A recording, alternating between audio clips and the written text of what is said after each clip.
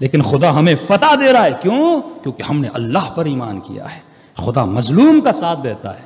ہاں ٹیمپریری ظلم ہوتا ہے لیکن یقین ہو پروردگار عالم پر. آج جمع کرو کراچی کے روڈوں پر، اعلان کرو کہ معاویہ کے بیٹے کے نام پہ ہم جلوس نکالتے ہیں. کتنے لوگ آئیں گے؟ لیکن جب اعلان ہوتا ہے کہ علی کے بیٹے کے نام پہ جلوس نکلنا ہے، کیا کچھ لوگ نہیں لٹا رہے، کیا کچھ لوگ نہیں دے رہے. یہ معجزہ پروردگار عالم ہے کہ خدا نے آل رسول کی محبت کو انسان کی کامیابی اور فلاح کا سبب بنایا ہے. صلوات پڑھیں محمد و آل محمد.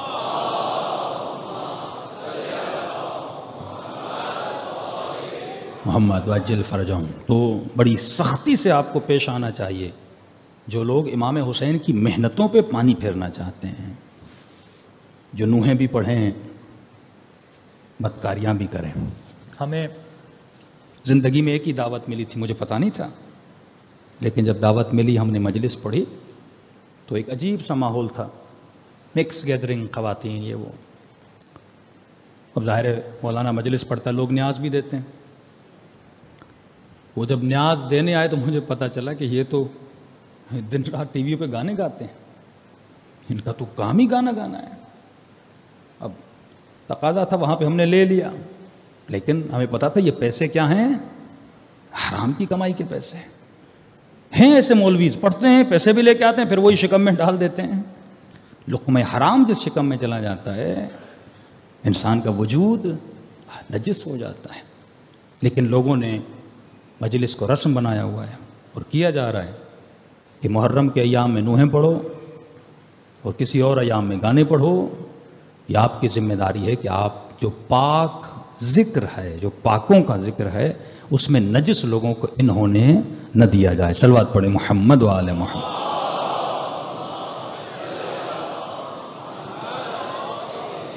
وعجل فرجہم. جس ذکر کے لیے اہل بیت نے اپنا سب کچھ قربان کیا. یہ واقعہ میں انچولی میں بھی پڑھ چکا، جعفر طیار میں بھی، کیونکہ اتنا رقت آمیز واقعہ ہے، مخصوصاً جوانوں کے لیے جو سن رہے ہیں، جہاں تک میری آواز جا رہی ہے، کہ میں نے تمام تر صفات میں جو آخری صفت بتائی تھی وہ صفت تھی حیا کی صفت. چند چیزیں آپ کو گناہ سے روکتی ہیں، ایک علم، ایک حیا. وقت نہیں ہے اس مجلس میں، کبھی زندگی رہی تو پھر تفصیل میں جائیں گے. علم نہ ہونے کی وجہ سے انسان کبھی حسن پرست بن جاتا ہے. مثلا ظاہر پرستی یہ بھی گناہ میں جانے کا ایک سبب ہے. کہ کسی نے امام رضا سے کہا مولا آپ لوگ گناہ کیوں نہیں کرتے؟ امام فرماتے ہم چیزوں کے باطن کو دیکھتے ہیں، تم ظاہر کو دیکھتے ہو.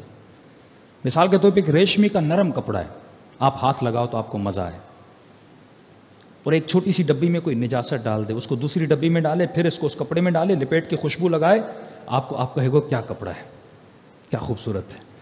کیونکہ آپ ظاہر کو دیکھ کر دھوکے میں آتے ہو. کبھی گاڑی میں سفر کیا ہے تو ایسے لگتا ہے کہ درخت بھی چل رہے ہیں، روڈ بھی چل رہا ہے، لیکن یہ کس کا دھوکہ ہوتا ہے؟ آنکھوں کا دھوکہ ہوتا ہے. نہ درخت چلتا ہے نہ روڈ چلتا ہے. اسی طرح انسان حسین چہرے کو دیکھ کے دھوکہ کھا جاتا ہے. معصوم فرماتے اس کے باطن کو دیکھ، نجاست ہے. انسان چلتی پھرتی نجاست کی گاڑی ہے، پیٹ کے اندر نجاست. ہاں تو نجاست کا عاشق بن رہا ہے شکل کو دیکھ کر، ظاہر کو دیکھ کر. کہ ایک نوجوان کہتے تھے ہمارا ایک حسین دوست تھا،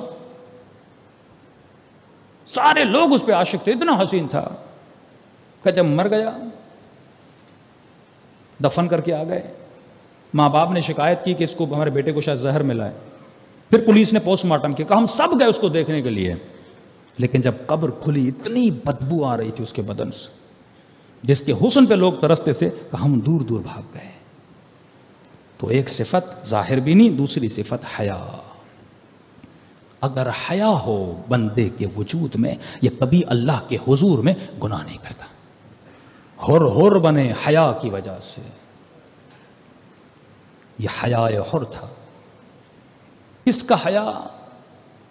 فرماتے جب امام حسین کو دل کی طرف تیر لگا نا، مقتل کے جملے، امام نے کہا میں وہ منگل کا دن نہیں بھولوں گا.